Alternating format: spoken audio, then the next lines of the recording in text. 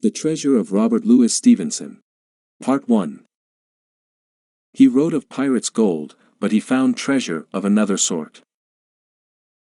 The life of Robert Louis Stevenson proves that the realities of life can be less real and lasting than the stuff of which dreams are made.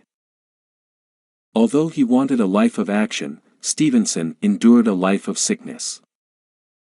From the time he was a child, death was always just around the corner. Yet he fought his way out of the sick room.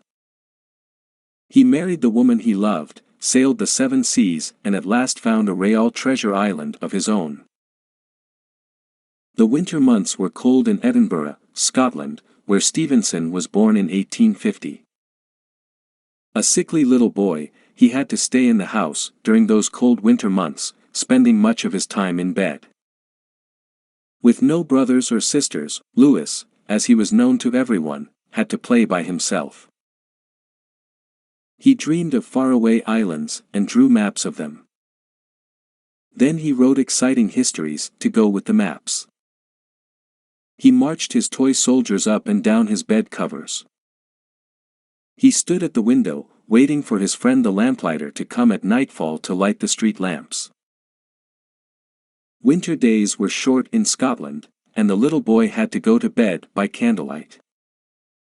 But in summer, when the days were long, he had to go to bed before the sun went down.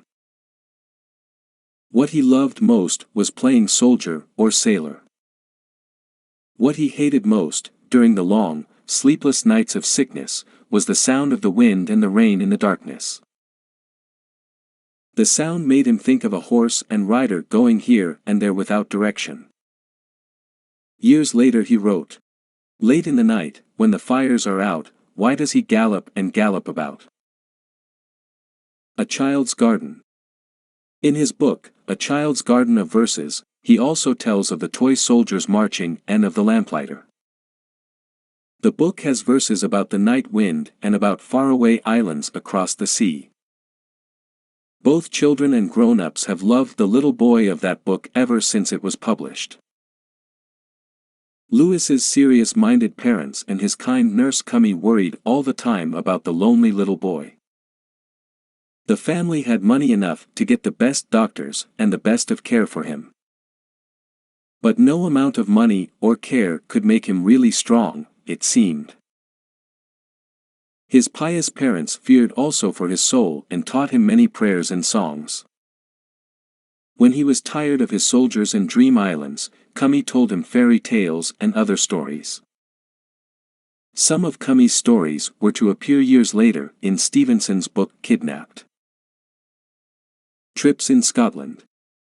As Louis grew older and seemed stronger, his father took him on trips to the wildest coasts of Scotland. On these journeys, Stevenson saw the great waves and storms and shipwrecks that he wrote about in many a later tale. Thomas Stevenson was an engineer and hoped that his son would become one too. But Louis was no student. Instead of attending classes, he roamed about Edinburgh, learning to know people of all kinds, from the lowest to the highest. And all the time he was writing stories and poetry full of gaiety and charm.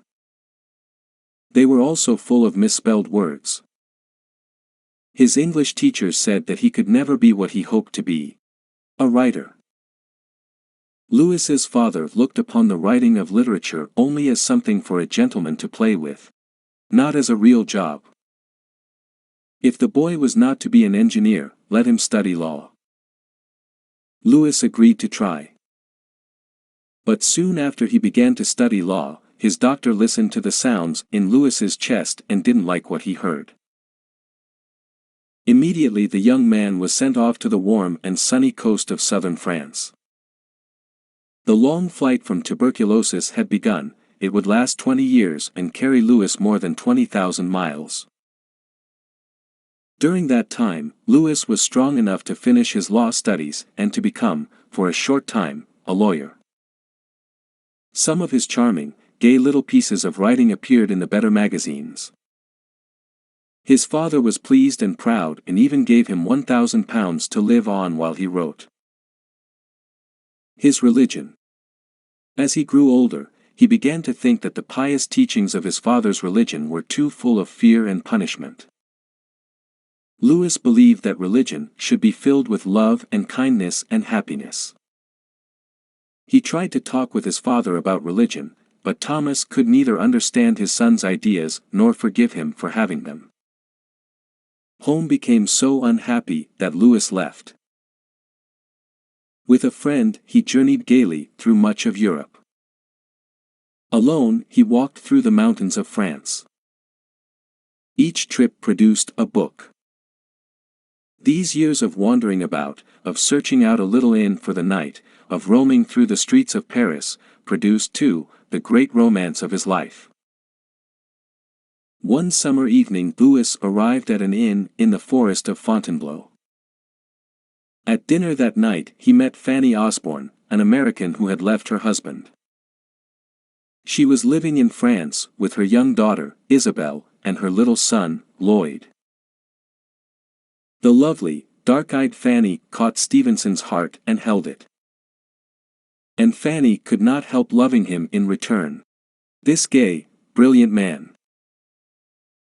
Young Isabel and little Lloyd could not understand when their mother suddenly told them that they were returning to the United States. Back in Monterey, California, Fanny tried to rebuild her marriage but found it quite impossible to do so. In Edinburgh, Thomas Stevenson became angrier than ever with Lewis because of his love for a married woman. Against his father's wishes, with little money and in poor health, Lewis crossed an ocean and a continent to find Fanny Osborne. In California. In a slow, cold, dirty train he crossed the United States. He arrived in Monterey, California, thin and ill, but as full of gaiety and courage as ever. And Fanny, with courage of her own, didn't seem frightened when he told her that his father would no longer give him money. Lewis went up into the hills, hoping to get his health back. There he was found half dead, with the blood of his first hemorrhage dark upon the ground. Fanny nursed him until he was well enough to go to San Francisco, where he lived on 70 cents a day. Word of all this reached Thomas Stevenson, that stormy and loving old man, as his son called him. He wrote to Lewis immediately and said that he would give him £250 a year from then on. After Fanny got a divorce, she and Lewis were married in San Francisco. Soon letters of loving welcome from his parents called Lewis home with his new wife. Thus, a year later the family was together in Scotland, Thomas and his gentle wife Margaret, Lewis and Fanny, and 13-year-old Lloyd Osborne. In the evenings, sitting around the fire, Lewis read them the pages he had written during the day. Lloyd listened wide-eyed to the story of young Jim Hawkins holding in his hand the dead pirate's map of buried treasure, of Blind Pew tapping along the road, of Long John Silver and his wooden leg. Treasure Island, the tale of Jim Hawkins and the pirate's treasure, has proved to be the greatest tale of adventure ever written for boys. Here Stevenson had found himself. Fame and money followed. Story continued on page 146.